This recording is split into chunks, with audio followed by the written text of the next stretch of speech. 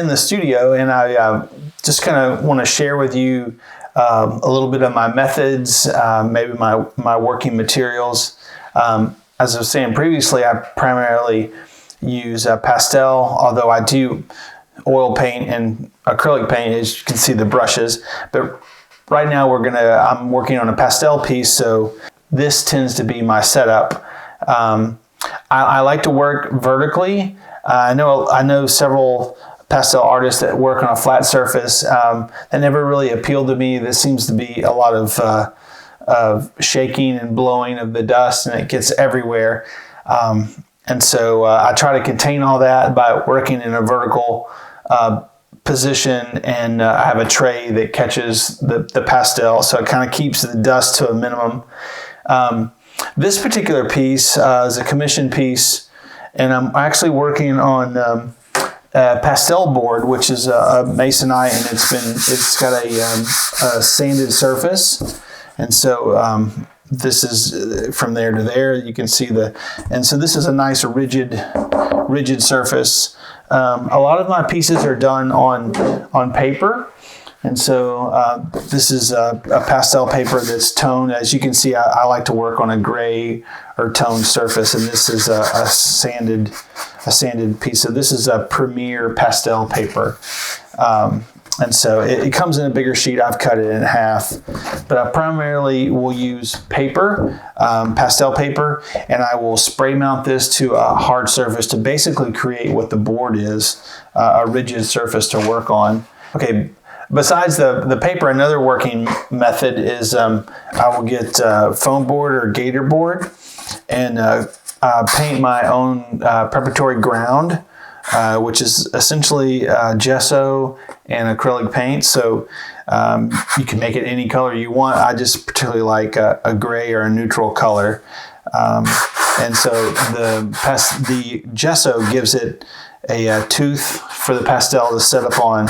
And I'll show you, this is of course a blank panel that I've prepared for a small piece. And then this is an unframed of the same thing. It's just a board with, and you can see the edges. Normally my marks, I plan to mat them usually and put them under glass to protect them. And so, but this is a finished pastel piece that's on the finished ground. So that's just some examples of how I work on my pieces that I've prepared myself, or paper, or a rigid board. So my pastels, I use several different kinds, primarily Sennelier, which is a really soft pastel, Sennelier pastels, and new pastels, which is a harder pastel. I tend to go with the harder pastel as my sketching is my first sketch, my first go around to kind of lay in my composition with the hard pastel, and then I move into the more painterly aspects of coloring, of shape and form, and filling in masses of color with a softer pastel, and I usually get my hands in it. But as you can see, this is just a start, but it's still in that really sketchy stage, which I think gives it a lot of vitality and energy, and I want to keep that. So that's kind of the setup. This piece here is an older piece that's kind of always in transition, but you can see I use a white charcoal pencil to kind of what I call map. I map in the composition, but I'm always changing this one, and I've changed it from no cars to one car to now 2 cars. And the beauty of pastel, in addition to being a quick color change, is that you can go back in and with a kneadable eraser, I've taken out the area that I want to now paint in or pastel in, and so the 2 cars will these areas that I've erased are now going to be a different composition, a different element, which the 2 cars. So that's that's that.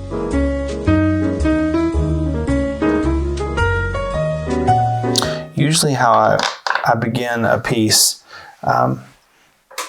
is like, I'll show you this as an example. This is a piece, just like the board is a surface, and I will use a white charcoal pencil, and I will just say I'm going to create a street scene. I start thinking about perspective and where things are.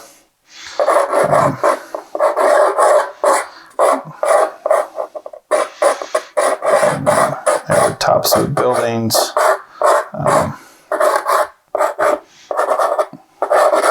So I will.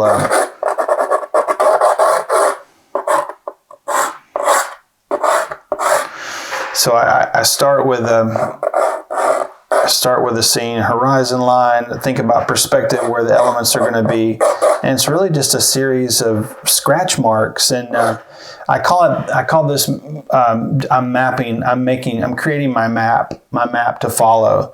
And just like I did with this, it was, a series of lines, and okay, the bridge is going to be there, so I will mark it in. And this is still the raw, so everything was, that's going to be there, and that's going to be right there. And I actually think that was bigger in my original drawing, and I made it smaller just because it was out of proportion. But they'll start with a board like that, and then I'll lay in large shapes, like I would maybe color in all of if this were to be the sky, and then color in all of this triangle shape as the street, and then maybe these shapes as the buildings, and rub those colors in, and then come back with a hard pastel and start sketching in almost like you would a drawing. I would start sketching in maybe some of the smaller details of, where the divisions of buildings are in this particular composition, or maybe I want some cars coming at me, and I know that light's going to be reflected down, or there's a car going away with the tail lights reflected down. So just, of course, that's not how it's going to stay. It may change, but it gives me a roadmap to where I'm going, to where I follow. And sometimes these come from things I've seen, that I've experienced before, and sometimes they come from actual photographs. And like I said earlier, I gather my material by a lot of times by just taking random shots with my iPhone. Everyone seems to have one in their pocket these days, and I don't claim to be a photographer at all. I love photography, but a lot of times it's just to help me remember things. And then when I stop, I look at them like, this is great. And usually they're horrible photographs. They're blurry and they're out of focus, but there's enough information to help me create that roadmap where I can, the scene that inspired me, I can apply my own color theory, my own sensibilities to the piece, and where my vision, my hand comes out in the process. And a lot of times you'll see, I will come across a scene that's very inspiring, or the way the light is hitting surfaces, that I will get out and take multiple angles. Again, I purposely try to take bad photographs, because the last thing I want to do is to slavishly copy like every lamppost, every brick and mortar seam, and all those details. It's just, when you really think about it, our eye doesn't really see all that at once. We see it, but we don't really see it unless you're really focused in on it. And I try to create a center, a focal point, and then the rest just kind of let it soften out, because we're not really, our eyes really don't perceive that. I mean, things in our peripheral vision are not in focus. They're there. we think they're sharp, but they're not. It's only what we're looking at. And so as an artist, I try to create a focal point that you're looking at, and the rest sort of loses detail, becomes soft. So that's some of the things I'm thinking about. All right, here we are. I'm just going to show you kind of my normal working style. This is a commission piece for a client, and it's just, as you can see, it's downtown Knoxville at night. This is a viewpoint from the 17th Street garage, looking sort of northeast of the city. You've got this is the Clinch Avenue bridge that goes across World's Fair Park, and of course the Sun Sphere and a few buildings. One thing I always try to remember in my pieces, of course, I'm trying to capture a place, a sense of place, tell a story, all those things. But less is more. I think I love the quote: "An eye not told what to see sees more." And I really try to think about that when I'm in my piece, like say enough, but don't say too much. And I keep a little thumbnail sketch up here to kind of to remind me of my composition, and just these are markers that kind of keep me on my path. And I'll just kind of jump right in and just I jump around a lot. I'll pick up a color, whatever it may be, and I just start laying it in there, and then my mind will wander to another section of the painting, and I will set that down. I'll grab another piece.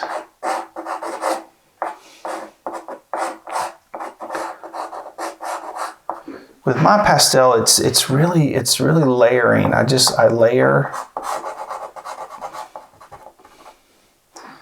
And of course, I'm past the point, but I've already done a lot of broad strokes and push things around with my fingers. And so now I'm back, because I start with a sketch to kind of map the composition. I'm just kind of intuitively drawing and sketching, which is the fun part, because you're pulling out the form and you're creating something that wasn't there.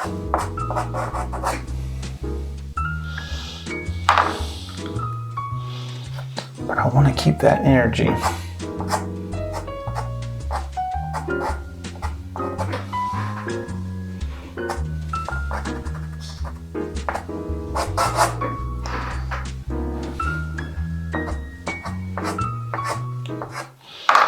I need to darken up underneath this bridge a little.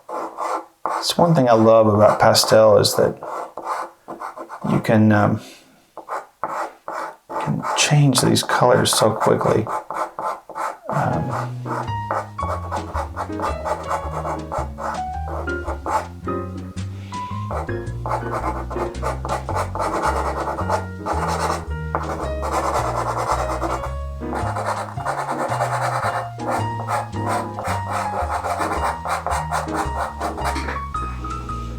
Do a little blending with my finger. Sometimes when I don't want to show the stroke and I just want to fill in the color, because I will come back and add, other colors on top of it, that allows me to do that when I...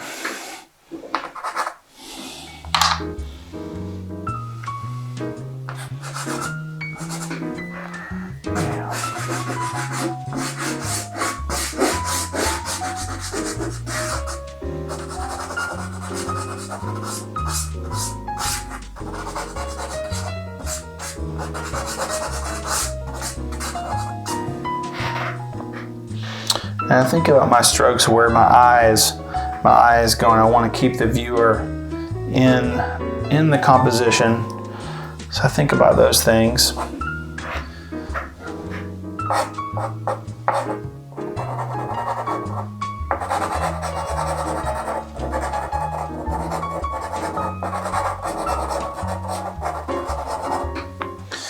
And I don't claim to do it right, that's for sure. I know it probably would drive some artists crazy. We all have different ways of creating our work and different methods. And there's probably a more efficient way for me to do it.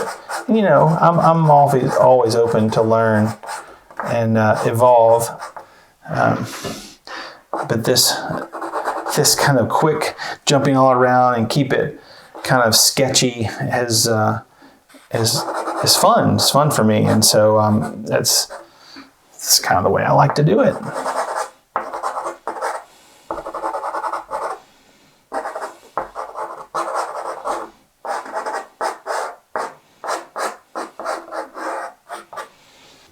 My composition tends to evolve sometimes, but that's, again, like I said earlier, is the beauty of the pastel is, and with painting too, you can erase and move and change things.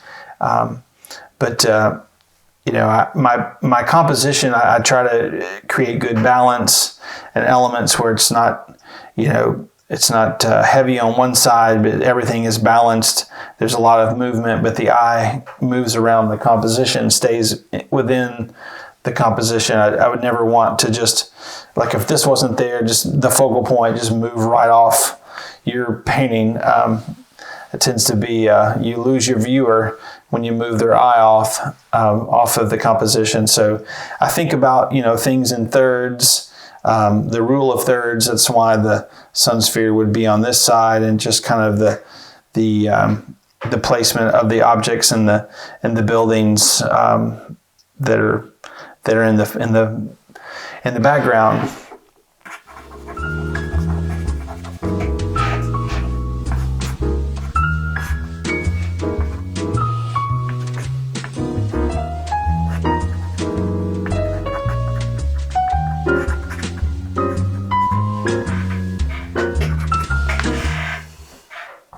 And although I'm actually rendering an actual place, I try not to say too much. I try not to. I'm not trying to get it just right. Some things, when it's very specific, they need to be in the right spot. And generally with this composition, I am trying to put things in the right spot. I know this piece needs a little more study, I guess, because I know just because I'm familiar with the landscape that there are other buildings that are off in the distance, and those are elements that I can add. But I think it's a delicate balance. I don't want to add too much because I want to keep that that energy of things within the composition to tell you enough to keep you interested in looking, but not overwhelm you with information.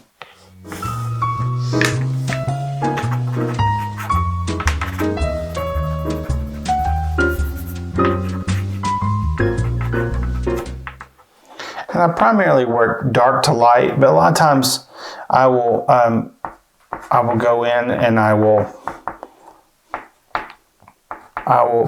put suggestions for later, almost like little notes. That's kind of what I'm doing now.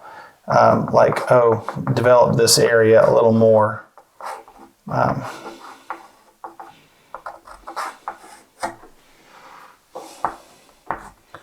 Little reminders.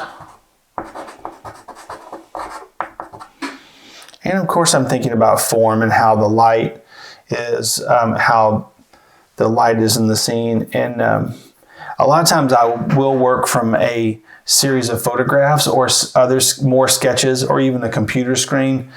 If it's a scene or a composition or a place that I'm not very really familiar with, I happen to be familiar with this scene where it's not actually needed, although it would be helpful. But just not always part of my working method. but a lot of times.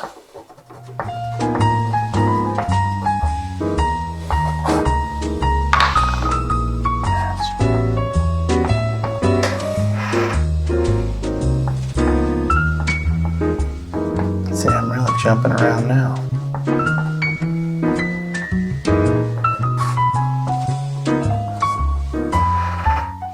I don't think I'm to that point with this one yet, because I've got a few more things to do. But a good rule of thumb is when you think you're about at 80%, is to stop, because usually by 80% you've said enough. And I'm not quite there yet. I would say that I'm probably approaching the 60 to 70% range. There's a little more developing of that I want to do.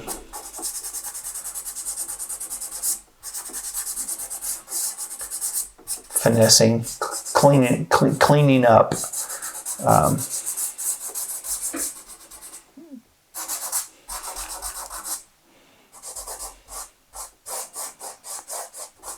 Just softening some edges here with my blending finger.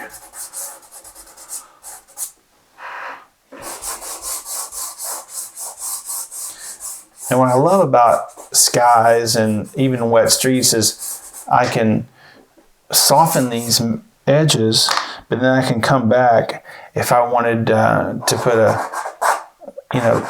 hard stroke in that gives it a little punch. And I can soften it up if I want to. Just be careful not to muddy my colors.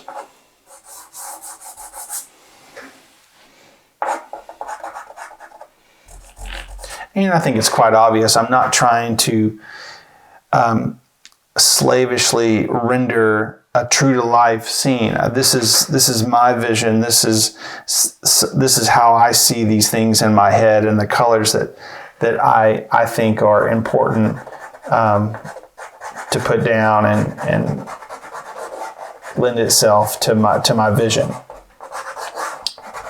Which really, the vision meaning the scene that I see within my mind.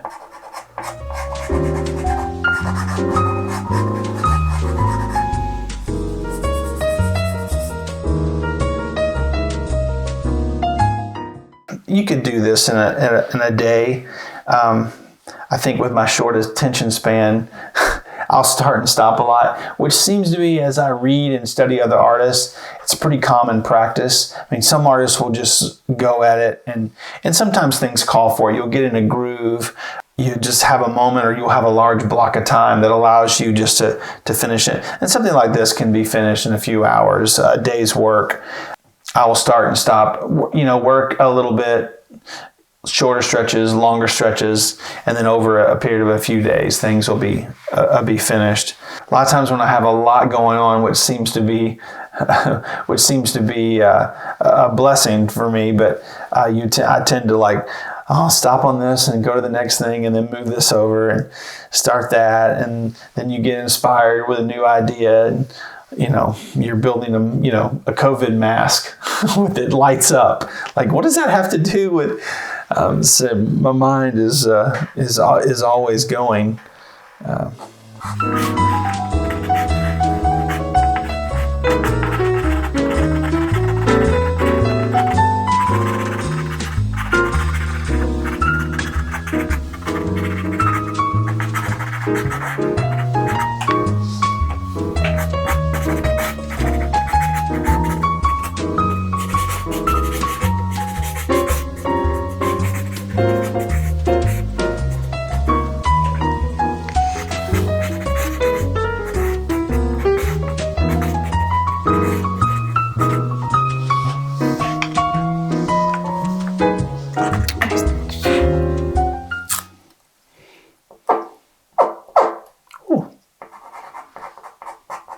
Sometimes they bark at you.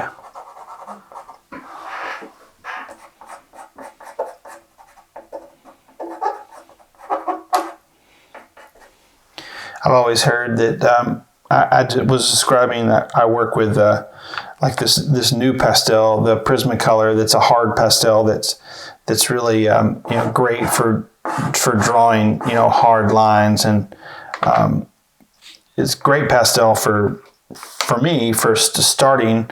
But then the Senneliers are they're so buttery and soft, so they really go on really nice. And sometimes if you start with that, it can they get kind of messy. With the soft pastels, the colors blend so easy, so you have to be careful that you're not creating an effect that you didn't intend. So I always try to keep the soft pastels to the larger areas that I may blend with my finger or add another color. I tend not to use them in the beginning.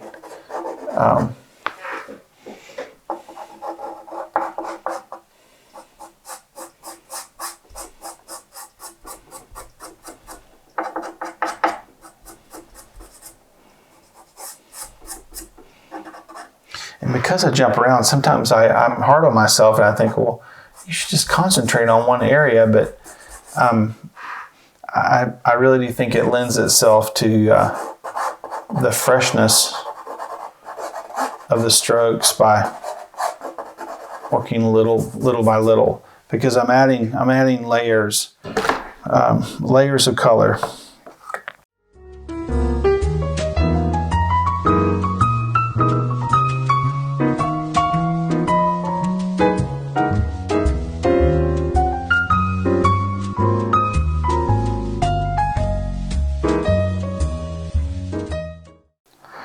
I love the play of light and the way the lights vibrate into the night sky. Love that.